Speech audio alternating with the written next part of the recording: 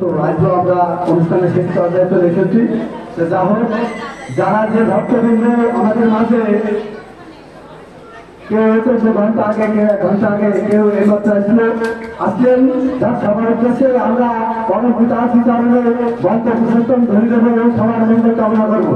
সবাই একসাথে বন্দে পুরুষোত্তম, বন্দে পুরুষোত্তম, বন্দে পুরুষোত্তম।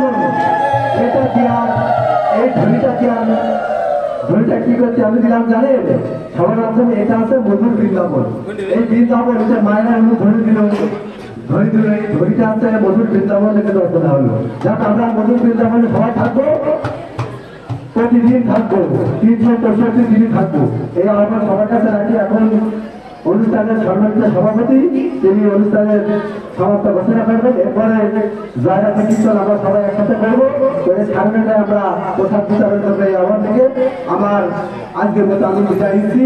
আমাদের আগামী 8 দিন 8 অথবা 9 দিন এখনো খালি আছে।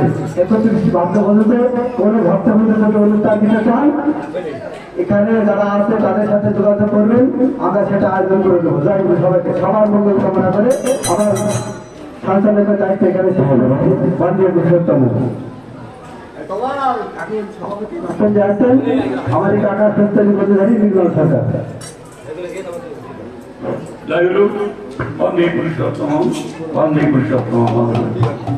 আজকে মধু বৃন্দাবনের আজ হল হয়ে গিয়েছে। আজ 17 ভাদ্র পরিক্রমায় আজ 17তম অনুষ্ঠান চলছে। আজ এই অনুষ্ঠানে আয়োজক আমার ছোট দুই ভাই, ছোট্টি সরকার, নিমাই সরকার। তাদের আয়োজনে এই অনুষ্ঠান আপনারা সবাই মনোযোগে শুনেছেন বা শুনবেন, আসবেন। আমি সর্বপ্রথম আমার দয়াল ঠাকুর আপনাদের শতকরি প্রণাম জানাই। প্রণাম থেকে ভক্তবিন্দু, দৃষ্টিবিন্দু, দাদা মায়েরা ও সচেতনতা সবাই প্রতি আমার শ্রদ্ধা ও জয়গুরু।